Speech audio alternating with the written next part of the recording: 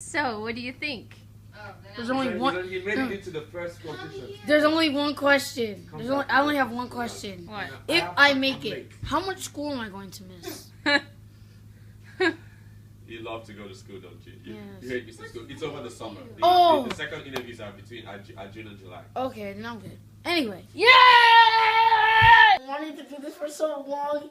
And like I already applied for Chop Team, but then I was like, I'm too young for that because I'm 12. And then like, I've watched cooking shows all the time, and I'm always like, oh man, those kids on those shows that get on like these shows are so lucky, and like that's never gonna be me. So like when my parents got the email about it, I was like, oh my gosh, this is my chance. So like I really want to be on it. So please pick me. This is my garlic infused olive oil, which I thought of when the recipe called for a garlic infused olive oil, but we didn't have any, so I thought of chopping up the garlic, putting it in a blender with the olive oil, and then putting it back in the bottle. So now we have garlic infused olive oil. You want to lightly put this around your... This is my garlic infused olive oil, which I thought of when the recipe called for a garlic infused olive oil, but we didn't have any, so I thought of chopping up the garlic, putting it in a blender with the olive oil, and then putting it back in the bottle. So now we have garlic infused olive oil. You want to lightly put this around your... I'm washing my hands because it's important to wash your hands and keep clean so you don't transfer any, like, let's say, ketchup into your egg or raw meat juice into your other ingredients. Advice I have for this dish is that you should toast your sesame seeds at 350 for about 2 minutes, 2 to 3 minutes, in that range. I just do it because like it gives it like a oaky nuttiness taste, and then when like you take it out, it also smells good. I'm so used to doing this for the camera now. My first step to making my take on baked macaroni and cheese is frying my bacon, and I do it in a pot because with a pan, yes, they have curved sides, but the oil can come out more. It just keeps the oil in and has like a full on cooking everywhere. So even there's bacon on the side, by the time you scrape it down, your bacon would be cooked just like as if it was on the bottom. So now we're gonna add in our butter and chopped onions.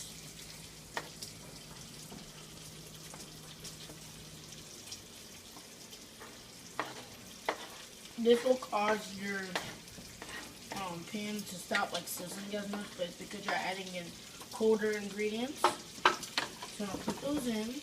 Ooh, missed some. I like to get all of it in. Makes them feel left. I don't want the flavors to feel left out. You want to mix this in. Be safe when you do this because you don't want to get splattered by oil.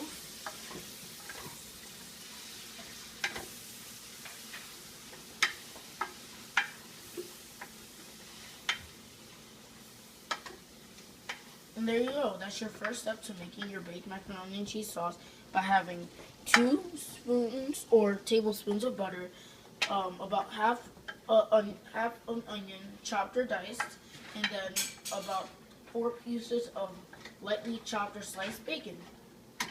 The way to decide what to cook is really from my stomach or what I have a craving for that day. Or sometimes I like to see fish or meat in the fridge.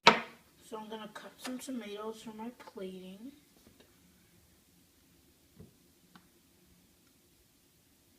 Remember, curl your fingers.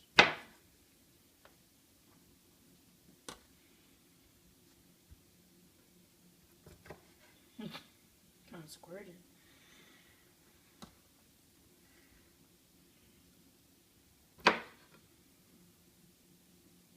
And then I want to get my ounces of honey. And putting these all in small bowls is just really easy because you can just grab them and go and you have their measurements.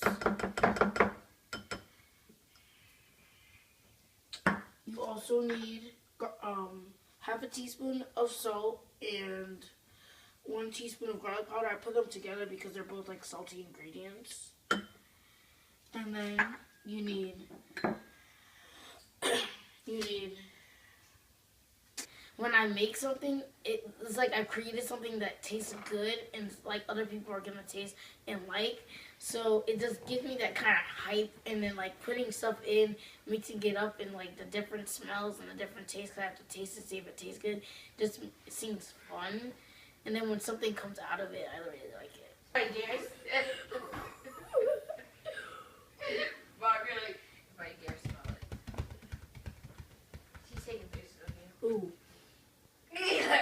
I really like grits, especially the way my granddad makes it. He like mixes eggs in it and puts butter and like black pepper, and he like puts paprika and all these other seasonings. And this is my mouth water right now. Can actually not want some grits. My favorite kind of food to cook is, well, I have multiple, well, like two. I think it's like southern dishes, like fried chicken and gumbo and like grits. Well, recently for Christmas we went to Calabar, Nigeria, and I got to cook and bake with my auntie Nana that owns a bakery, and also through family, friends, and my dad, because we like made macaroni and cheese, like a really special macaroni and cheese that tastes so good with like bacon and a bunch of like cheeses, and we like, it was just really fun. So I think I just got hooked up to it, and it's just, I like it. Is your mac and cheese a secret family recipe? It's in a cookbook, but it's like it's a really old cookbook, so I don't think not that many people would have this cookbook. So you could say it is kind of between, it's like it's the first generation of it.